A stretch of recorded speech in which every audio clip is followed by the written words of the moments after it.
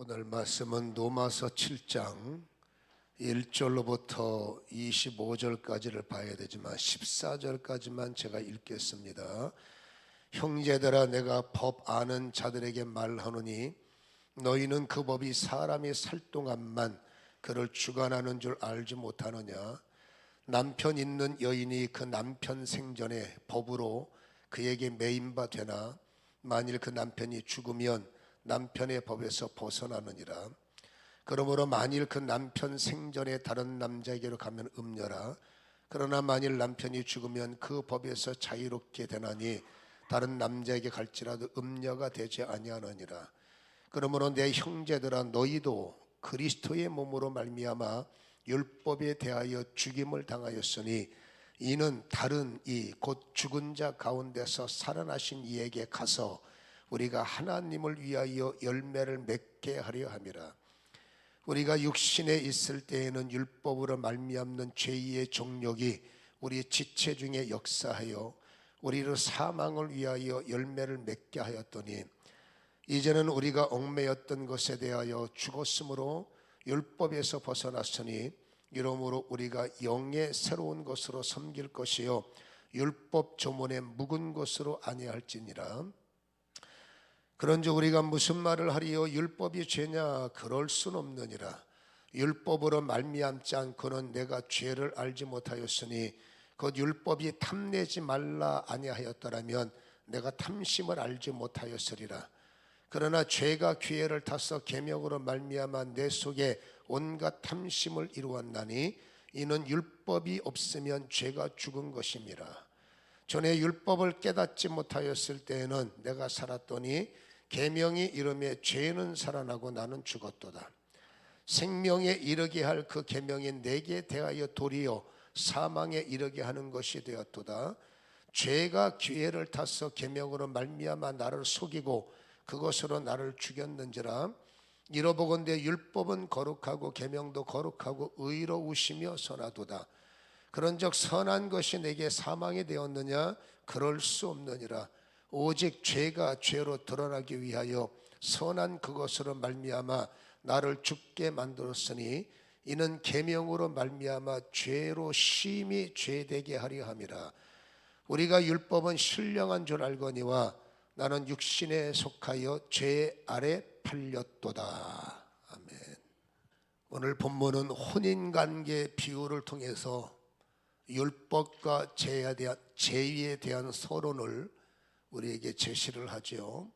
어느 나라든지 그랬듯이 특별히 유대인의 혼인법은 굉장히 엄하겠죠. 그래서 남편이 살아있는데 법적인 관계가 맺혀 있는데 다른 남자에게 가면은 그것은 음녀가 되지만 살다 보면 이런저런 불행한 일이 있어서 남편과 사별이 되었을 때는 그 여인은 사별되는 순간에 남편의 어떤 그 관계가 끊어지는 거죠. 그래서 다른 남자에게 재혼을 할지라도 그것은 음녀가 되지 않는다. 이런 재혼의 규례를 우리에게 보여주고 있지요. 비유의 이 의미가 뭘까? 왜 이런 비유를 바울이 본문을 통해서 우리에게 던져주는 거냐라는 거죠. 4절이 바로 1절과 3절은 그 말씀이고 4절에 보면 그러므로 내 형제들아, 너희도 그리스도의 몸으로 말미암아 율법에 대하여 죽임을 당하였으니 이는 다르니 곧 죽은 자 가운데서 살아나신 이에게 가서 우리가 하나님을 위하여 열매를 맺게 하려 합니다. 이 말씀의 의도가 뭘까요? 우리는 이번 주에 지난주에 집회를 통해서 그리스도의 몸이 내 몸이 되어 베드로전서 2장 24절의 한 절의 말씀을 갖고 우리가 은혜를 나누지 않았습니까? 주님의 몸이 내 몸을 대신하셨다는 거예요. 주님의 몸이 내 몸을 대신해서 내가 달릴 나무 십자가에 주님이 내 몸을 대신해서 달리셨고, 주님의 사형 선고를 선포할 때 채찍질하는 것이 갈래인데 그 채찍질을 내가 맞아야 되지만 주님의 몸이 내 몸이 돼서 나를 대신해서 채찍질을 당했기 때문에 여러분, 주님이 나를 위해서 죽으심으로 나는 죽은 것이고 주님이 이제 부활하셨으니까 나는 부활체에 동참하는 것이 영적 관계 아니겠습니까? 오늘 그 말씀을 끄집어내면서 주님이 왜 내 몸이 되어서 십자가에 달리시고 채찍에 맞았느냐? 율법의 요구를 이루기 위해서라는 거예요.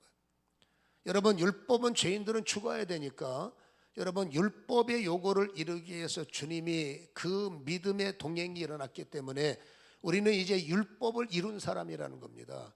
이제 율법의 제재를 받고 율법 속에 있지만 그러나 그것을 뛰어넘는 주님으로, 주님 덕분에 우리는 율법에서 자유를 얻은 몸이다. 이것을 우리에게 선언해 주시고, 율법의 자유를 얻어서 방종이 아니죠. 율법에서 자유를 얻는 순간에 주님이라고 그랬어요. 여러분, 주님께서 율법을 통해서 율법을 완성하셨기 때문에 이제 우리는 주님과 한 몸이 되었다는 겁니다. 예수님과 죄에서 자유케 됐는데 너희는 가서라는 말은 여러분, 예수님과 우리는 혼인잔치가 시작됐다는 거예요.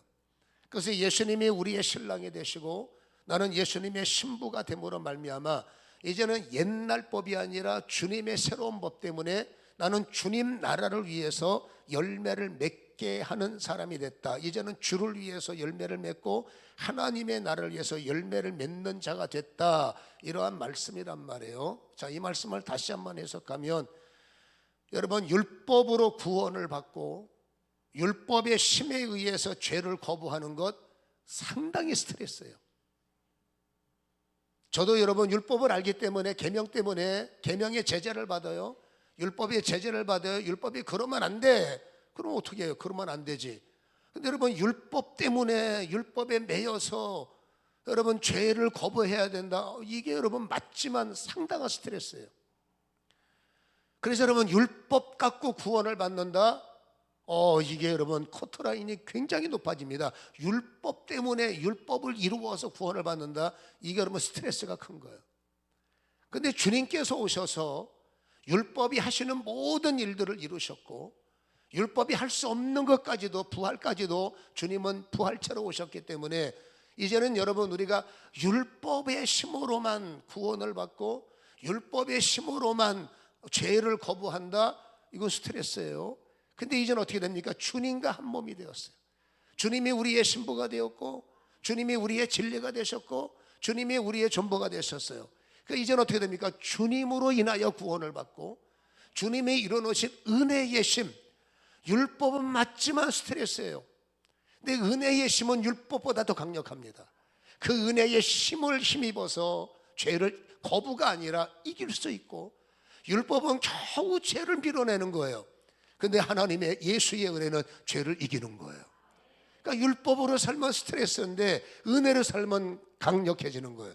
율법으로 살면 정말로 죄악이 많은데 여러분, 은혜로 살면 신바람 나는 겁니다. 오늘 이 비유는 그것을 우리에게 서론으로 던져주고 있다, 그 말입니다. 이제는 우리는 율법으로 구원이 아니라 예수로 은혜, 이제는 율법으로 죄를 거부하는 것이 아니라 은혜의 힘으로 죄를 이겨나가는 그리스도의 신부임을 말씀을 해주고 있죠.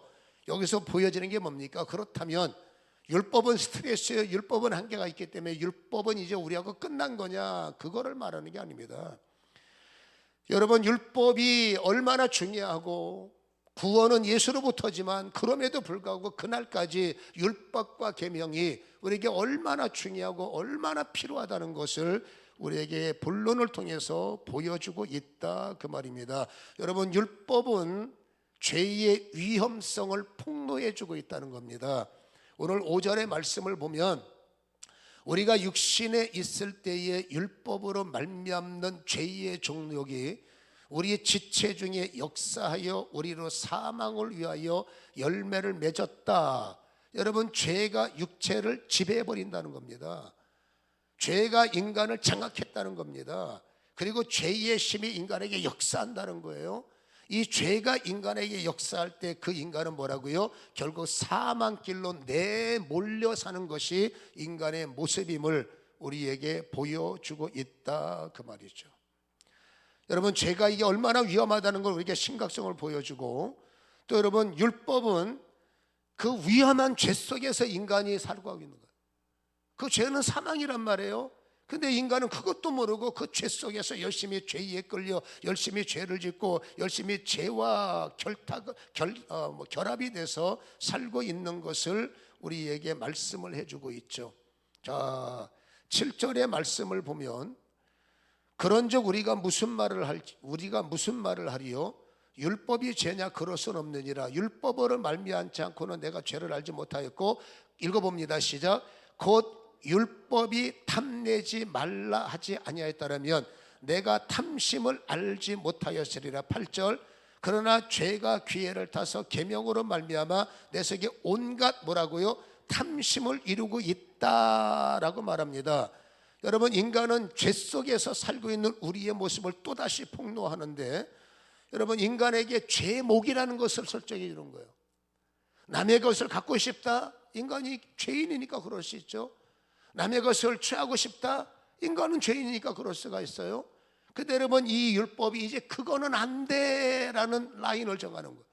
남의 것을 갖고 싶어? 그거는 탐심이야. 남의 것을 가져왔어? 그것은 절도야. 남의 것을 뺏었어? 그거는 강도짓이야. 이렇게 저렇게 해서 여러분, 율법의 기록 속에서 형제를 미워하는 것은 이미 살인죄야. 이건 정말로 강력한 여러분 떨림입니다. 형제를 미워하는 것은 이미 사람을 죽인 행동과 다를 바가 뭐가 있냐. 이게 율법의 말씀이란 말이에요. 그러니까 여러분, 이런 율법이 우리 마음속에 계속 죄를 짓고 있는 것은 지적을 하고 스톱살입니다. 스톱, 더 이상 그러면 안 돼. 유턴, 너는 이제 돌이켜야 돼. 율법은 우리에게 죄가 무엇인지를 폭로해 주고 있고 그 죄의 위험성을 우리에게 알게 해주고 있다, 그 말이죠. 여러분, 노아 시대의 인간 세계가 멸망한 것은 여러분 결국 이 탐심이 그 밖에 죄를 끄집어내고 탐심 때문에 빼앗는 겁니다. 탐심 때문에 힘있는 족속들이 힘없는 나라, 힘없는 부락을 침범을 하고 그들 것 빼앗아는 겁니다. 이런 것들이 광양하고 타락하고 하나님이 견딜 수 없어서 지상을 여러분 쓸어버린 것을 우리는 노아의 심판으로 알고 있지 않습니까? 자, 보세요. 율법이 오기 전, 율법은 부담이 돼. 그러나 인간 세상을 보세요. 율법이 오기 전에는 여러분 죄가 죄인지 몰랐다는 거예요. 우리가 읽은 말씀을 보면 율법이 와서 이거는 죄야 라고 알려주니까 죄를 한 거지, 율법이 오기 전에는 그게 죄인지 몰랐다. 이게 오늘 성경의 기록입니다. 다시 한번 7절을 보세요.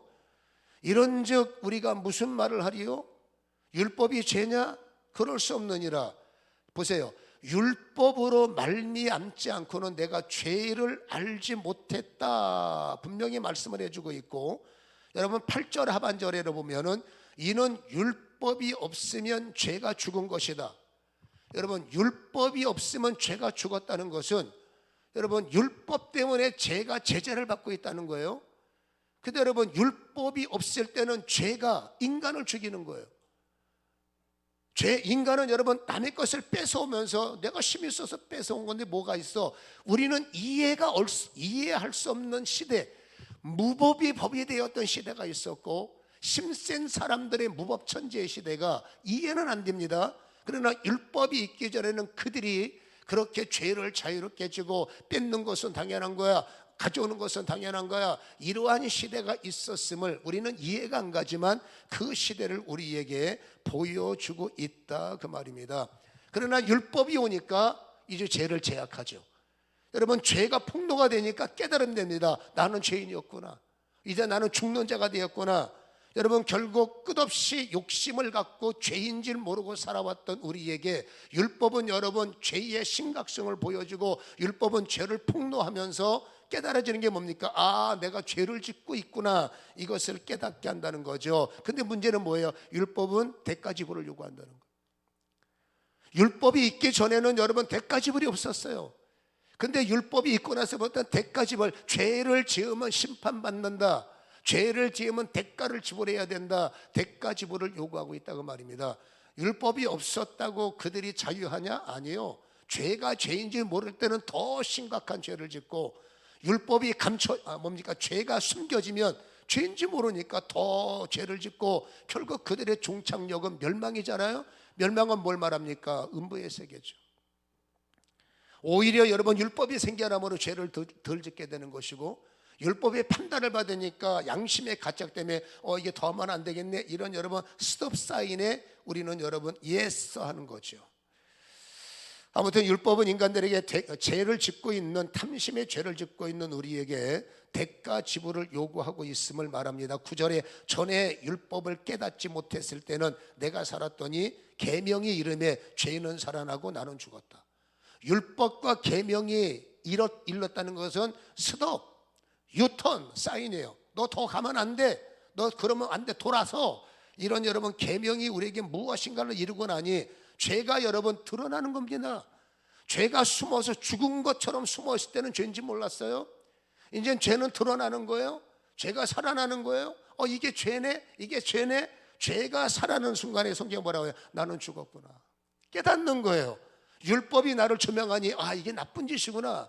율법이 나를 조명하면 이건 안 되는구나. 그가 여러분 뭡니까? 브레이크를 밟을 수밖에 없고 유턴할 수밖에 없는, 여러분 이런 고민에 들어갈 수밖에 없다는 것을 성경은 말을 해주고 있지 않습니까? 근데 문제는 죄가 뻔뻔하다는 거예요. 여러분 죄는 상상 이상으로 뻔뻔합니다. 그리고 더 중요한 건 죄는 지독해요. 여러분 뻔뻔하고 지독한 게 죄이기 때문에 11절, 죄가 기회를 타서, 잘 보세요, 읽어봅니다. 시작. 계명으로 말미암아 나를 속이고 그것으로 나를 죽여버리는 거예요. 이게 죄의 뻔뻔함과 죄의 여러분 지독함, 그리고 죄의 끈질김이라는 것을 우리에게 보여주고 있는 거죠. 정신 못 차리게 하는 겁니다. 돌이키려고 그러면 정신 못 차리게 하는 겁니다. 유턴하려고 그러면 네가 유턴할 필요가 뭐 있어? 정신 못 차리게 하는 겁니다. 죄가 기회를 탄다는 것은 정신을 못 차리게 하는 겁니다. 생각하려고 그러면 괜찮아, 그렇잖아요. 계명으로 말미암아 나를 속였다. 말씀이 다냐, 그렇잖아요. 율법이 되냐, 양심이 죄나. 죄는 끝없이 인간의 양심을 막고 인간의 율법에 접근하지 못하도록, 율법의 제재를 받지 못하도록 기가 막히게 기회를 타고 나를 속이고 있고, 인간은 뭡니까? 그 속임수에 넘어가는 거예요. 오랫동안 타락한 기질이 있기 때문에, 오랫동안 그것이 맞다라는 생각 속에 왔기 때문에 죄가 또다시 나를 설득하고 죄가 또다시 여러분 나에게 끈질기게 나를 포기하지 않으면 성경대로 여러분 나는 죽음의 길을 그렇지 따라갈 수밖에 없는 것을 우리에게 보여주고 있죠. 에덴의 속임수, 먹으면 죽는다, 안 죽어. 취하면 안 된다, 괜찮아. 그러면 안 된다, 너는 괜찮아. 이게 에덴의 속임수예요. 지금도 사단은 그때 성공했던 그 성공 스토리를, 인간은 망했지만 여러분 여전히 우리에게 기회를 보면 계속해서 에덴의 여러분 그 스토리를 우리한테 사용하고 있다는 것을 알아야 됩니다. 왠지 아십니까? 죄의 목표는 너 죽어야 돼 라는 거예요. 죄의 목표는 너는 끝장내야 돼. 이게 죄의 목표라는 것을 우리는 이해할 필요가 있다. 그러기에 율법은 나하고 상관없는 것이 아니라 율법은 여전히 이것 때문에 필요한 이유임을 보여주는 거죠. 그래서 성경의 13절에 보면 그런즉 선한 것이 내게 사망이 되었느냐? 그럴 수는 없다. 오직 죄가 죄로 드러나기 위하여 선한 그것으로 말미암아 나를 죽게 만들었으니 이는 계명으로 말미암아 죄로 심하게 죄되게 해야 된다. 여러분 율법과 계명이 나에게 정신 차리지 못하게 하면 정신 차리게 해야, 오늘 여러분 죄는 끝없이 나를 뭐라고 해요? 죽게 만든다는 겁니다. 미혹하고 쓰러지고 넘어지고, 그렇잖아요. 거기에 대해서 정신 못 차리고 오직 계명만이, 오직 율법만이 여러분 스톱 사인이요, 유턴 사인이요. 그러면 안 돼. 다시 말합니다. 율법이 뭐를 합니까? 오늘 성경이 말합니다. 죄가 죄로 드러나게 하는 게 율법이다. 죄가, 여러분 율법이 없으면 안 되는 거예요. 그러면 계명이 뭐라는 것이냐? 이 계명으로 말미암아 죄로 심히 죄되게 한다. 그것이 심각한 죄라는 것을 깨닫게 하는 것이 율법과 계명이라는 것을 우리에게 전해주고 있는 거죠. 율법과, 예수님께서 율법 끝났어, no. 율법을 알아야 되고 계명을 알아야 되고 율법과 계명을 알면서 나를 섬기라고 그랬지, 율법을 무시하라, 너를 힘들게 하는 법 버려, 너를 괴롭히는 법 못 들은 척해, 사단인 거예요. 여러분, 율법과 계명은 하나님의 말씀이기 때문에 힘들어도 말씀이요, 괴로워도 말씀이요, 좋아도 말씀이요. 그렇죠? 의인들은 그 말씀이 좋은 말이에요. 왜 율법이 무거워? 왜 율법이 피하고 싶어? 죄가 많으니까 그렇죠. 여러분, 죄가 많으면 율법이 힘든 거예요. 죄가 많은 사람은 율법은 꼴보기 싫은 겁니다. 어떻게 하면 율법을 버릴까? 어떻게 하면 율법을 치워버릴까? 율법은 뭐 옛날 묵은 거야. 죄인들이 핑계대는 거예요. 여러분, 선한 역사가 마음속에 작동되면 율법이 됐든 계명이 됐든 성경이 됐든 부담될 게 아무것도 없어. 죄가 많고 자꾸 여러분 하고 싶은 건 해야 되고 힘든 건 안 해야 되고 꼼수를 부리니까 율법이 꼴보기 싫은 거지.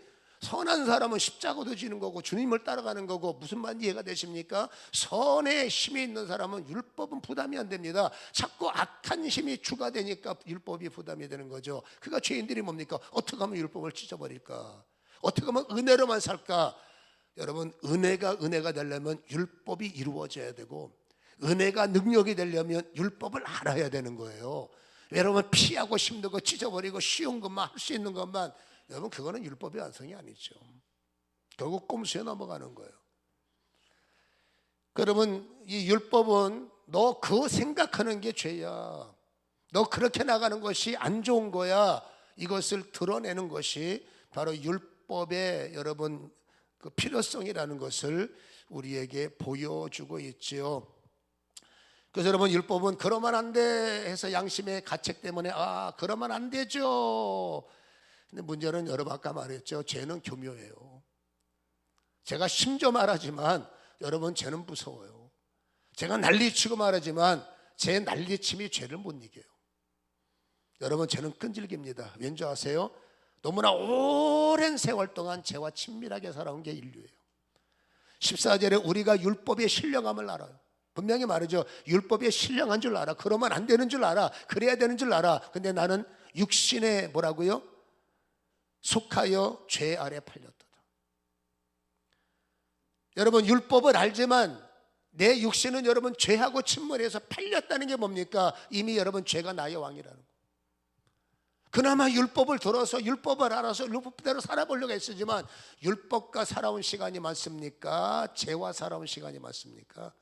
모태신앙이라고 하지만 여러분, 모태신앙이 24시간 율법과 여러분 묵상합니까? 세상 속에서 살다가 남는 시간, 짜투리 시간 나서 그거 참습니까? 건물하고 텐트 하나 치고 사는 거지.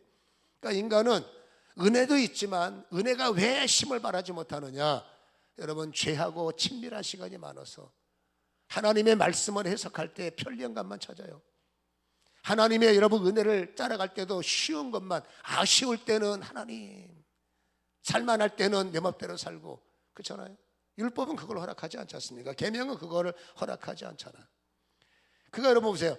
율법과 하나님의 말씀은 잘해야지. 근데 여러분, 사단이 뭐라고 그래요? 괜찮아, 잘하고 있어 넌. 이거를 바로 양신의 충돌이라고 그래요. 다시 말하면 양신의 역사라고 그래요. 양신이 뭐냐? 한쪽은 성신, 한쪽은 악신, 한쪽은 선, 한쪽은 악. 여러분, 이 두 개가 내 안에서 충돌하는 것을 바로 양신의 역사다. 이윤 이야기가 아니라, 옛날 이야기가 아니라 죽을 때까지 우리는 양신의 역사에서 자유롭지 못해요. 단지 여러분, 은혜가 생길수록 더 성령화돼서 악신을 간단하게 제압은 하겠지만, 우리가 여러분 악한 영들 세우면서 불법을 제압하는 날까지는 끝없이 두 법에서 고통을 당할 수밖에 없고, 결론의 말씀, 오라, 나는 공고한 자로다. 힘들어 죽겠네. 신앙생활하는 게 피곤해 죽겠네. 왜 그런지 아십니까? 그나마 양심이 가책을 받고 그나마 성령이 나를 작동시키니까, 여러분, 이건 아닌데 나는 죄가 좋은 거예요. 이건 아닌데 나는 세상이 좋은 거예요. 이건 아닌데 나는 세상 길 따라가는 거예요. 근데 여러분, 성령이 그러면 안 돼. 유턴이다, 수답이다. 이게 양신의 충돌이에요. 그래서 여러분, 양신의 충돌이 있다는 것은 살아있다는 거예요. 그나마 양신의 충돌이 없으면 그건 죽은 자죠. 그렇죠? 그래서 여러분, 믿음의 사람들은 어쩔 수 없이 양신의 역사는 불가피할 수밖에 없다는 것을 15절 보세요. 내가 행하는 것을 내가 알지 못한다. 알 수 없는 일이 내 안에 작동된다고 믿음의 거장인 바울이 여러분 말하는 겁니다. 곧 내가 원하는 것을 행하지 않고 도리어 원치 않는 것을 내 안에 행하고 앉았다는 거예요. 아침에 생각할 때는 이러면 안 되지, 정신 차려야지 하는데 정신 차려야지 했는데 정신 못 차리는 이라고 했다는 거예요. 아침에 내가 이러면 안 돼 결심만 했는데 그러고 앉아 있다는 거예요. 왜 그럴까?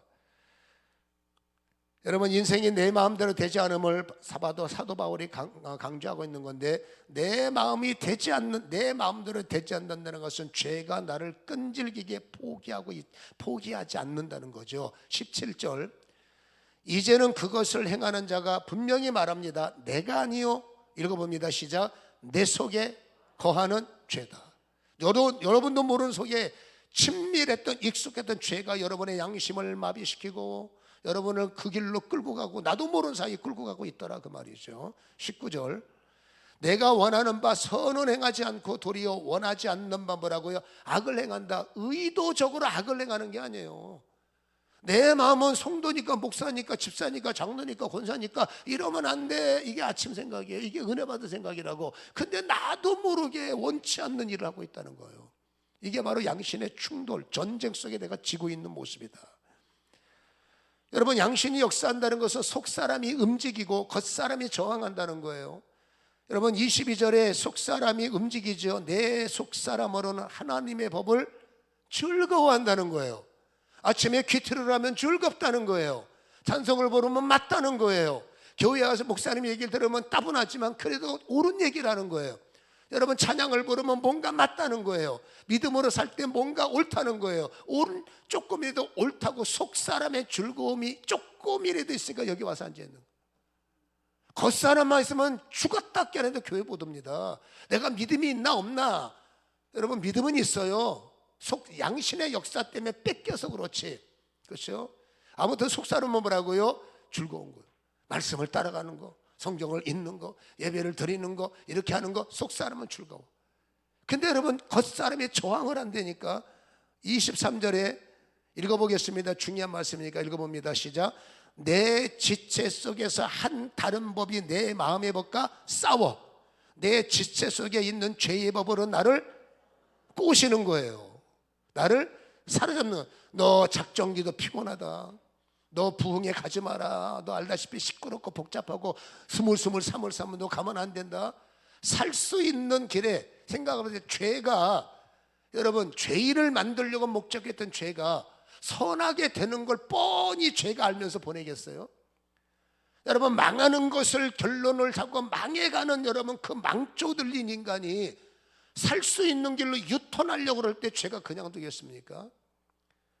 뭐 틀림없이 유턴하는 순간에 차단, 스톱하는 순간에 뭘 스톱해? 밀어 더 가 잘하고 있어, 가 선악과는 네 거야. 네 맘대로 살아도 돼. 네 맘대로 고집 부려. 네 맘대로 행동해. 괜찮아. 네가 최고야. 이게 양심의 역사예요. 여러분, 치열한 영적 전쟁이 나도 모르는 사이에 성령의 스톱 사인과 유턴 사인과 그것을 부셔버리려고 하는 여러분 악령의 여러분 내 안에서의 이 충돌이 남의 얘기가 아닙니다. 어제 얘기가 아닙니다. 오늘도 양심의 역사. 여러분, 조금 이따 1시간 후에도 양심의 역사. 여러분, 어떤 상황에서 양심의 역사, 내 마음에 안 드는 상황을 만나면 양심의 역사. 잘 보세요. 그리고 나도 모르게 여러분, 그리고 나서 이제 내가 왜 그랬을까? 돌이키고 나면 내가 왜 그랬을까? 이게 뭐예요? 내 마음을 나도 모르게 뺏겼다는 거예요. 내가 분노하는데 분노의 영역에 여러분 속사람이 쳤다는 거예요. 속사람은 뭡니까? 참아라. 근데 이미 결론은 뭡니까? 부셔버리는 거죠. 이미 결론은 뭔가 질러버리는 거죠. 근데 그리고 나서 그냥 살면 그거는 세상 사람이요. 또다시 성령이 왜 그랬니? 이게 이러면 안 되는 거죠. 하루하루 24시간에 이런 두 법의 충돌은 율법 앞에서, 인간관계 앞에서, 우리의 생각 앞에서 끝없는 충동으로 우리에게 전쟁을 선포하고 있고, 우리는 이 전쟁을 어떻게 할 것인가? 마음은 그렇죠. 이겨야 돼. 그러나 오늘 24절 오호라 나는 공고한 사람이로다. 이 사망의 몸에서 누가 나를 건져내랴. 생각 갖고 안 됩니다. 작심 갖고 안 됩니다. 제가 다 해봐서 알아요. 안 돼요. 금식 안 돼요. 금식 3일 금식 택도 없습니다. 21일 금식 될까 말까. 40일 금식 돼. 왜? 한 30일 굶으면 아무 생각이 없다고 그럽니다. 싸울 힘도 없고 대들 힘도 없고 그러면 아무 힘이 없으니까 천사지. 근데 문제는 계속 굶을게요. 밥 먹어야지. 밥 먹고 나면 이사 갔던 곳이 또 들어와요. 그러니까 인간의 금식은 의지 발동에 도움은 되지만 그 금식의 힘은 지속될 수 없기 때문에 여러분 의지 발동에는 도움이 되지만 죄를 이기는 일에 어려운 거예요. 어떻게 해야? 사도 바울이 말합니다. 못 견디겠다는 거예요. 내가 원하는 말을 하지 않고 원치 않는 말이 나와. 내가 원하는 행동은 이거 아닌지 나도 모르게 질러버리는 거야. 견딜 수 없다. 알고 보니까 이게 양신의 역사였구나. 이게 사단이 겉사람의 장난이었구나. 속사람을 자꾸 스톱하려는데 못하게 만드구나. 이게 양신의 전쟁이구나. 이거를 사도 바울은 중요하게 우리에게 던져주는 거예요. 이 로마서 7장 21절로부터가 없었다면 우리는 심각한 고민에 내 주제가 왜 이것밖에 안 되느냐. 여러분 인간은 속사람의 거듭남만 있는 게 아니라 오랫동안 침례하게 살아왔던 겉사람은 죽어야 끝나는 거예요. 우리가 인간의 이깟 예배 드릴 때까지 여러분 이 영적 전쟁은 멈추지 않습니다. 단 속사람이 강건케 되면 겉사람을 밀어내니 피로도가 작아. 여러분 겉사람이 세버리면 속사람이 꼼짝을 못하니까 여러분 그때까지 강팍하게 직분을 가지고도 강팍한 목사, 강팍한 장로, 강팍한 권사, 강팍한 사람들. 근데 또 말해보면 여러분 이게 또 그게 아닌 거예요. 선한 겁니다. 양신의 역사. 왜 교회에서 기도할 때는 양신의 역사, 왜 집에 오면 양신의 역사. 일부러 그러는 거 아니에요. 일부러 그러는 것도 있겠지. 여러분 전쟁이에요. 이 전쟁을 우리는 승리로 바꿔야 돼요. 이 정제를 우리는 뒤집어야 돼요. 어떻게 하면 이겠어? 어떻게 하면 오호라 공고한 자로다. 이 사망의 길에서 나를 스톱시키고 이 사망의 길에서 우리의 이론처럼 생각처럼 쉽게 유턴할 수 있느냐? 인간의 심각구는 죽었다 깨내도 안 됩니다. 제가 다 해봤습니다. 안 돼요. 어떻게 해야 가능하느냐? 성경 66권 주제가 가장 중요한 성경이 어디느냐? 대부분의 많은 학자들, 대부분의 많은 사람들은 노마서. 그 노마서 16장에서 가장 중요한 장이 어디입니까? 모든 학자들이 말합니다. 노마서 8장.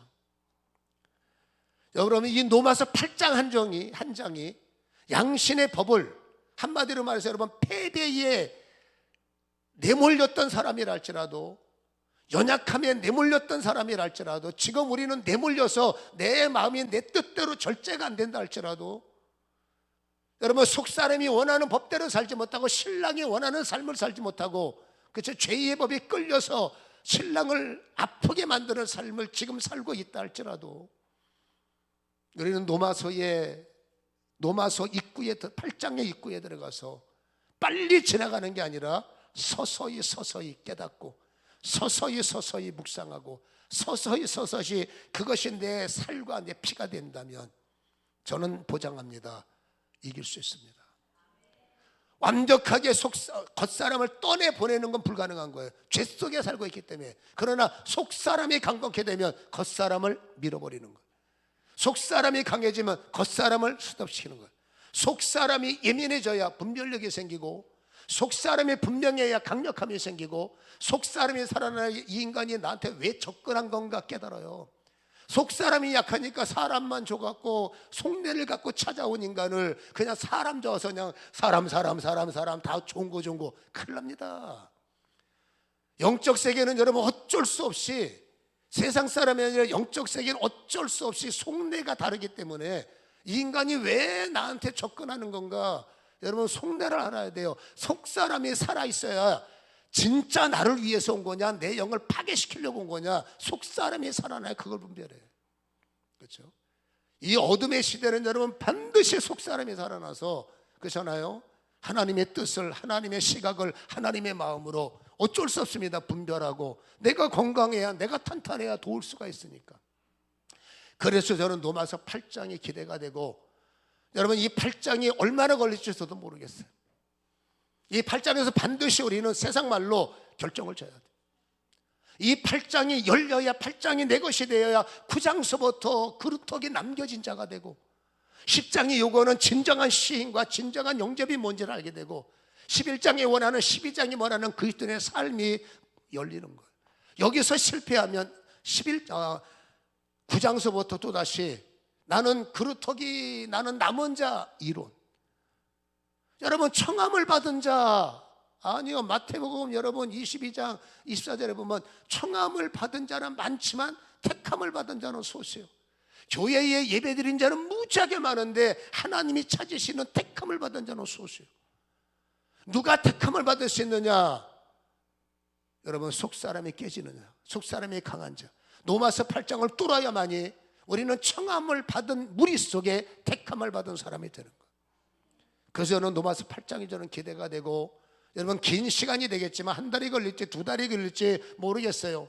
여러분 나이는 잡았지만 저는 이 로마서 8장이 우리 성도님들이 굉장히 더딘 걸음으로 여행을 해서 8장을 뚫어내고 8장을 나의 능력으로 만들어서 이제는 속사람으로 예배하고, 속사람으로 기도하고, 속사람으로 교제하고, 속사람으로 관계를 맺고, 속사람으로 분별하고, 속사람으로 깨달아서 사사로운 정에 매이지 말고.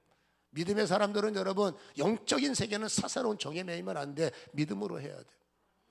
그러므로 반드시 속사람의 승리, 양신의 역사에서 겉사람을 부셔버리고 겉사람을 밀어내서 하나님이 원하시는 신부의 승리, 신부의 성공, 신부의 능력을 회복하시기를 주님의 이름으로 간절히 축원합니다. 기도하겠습니다.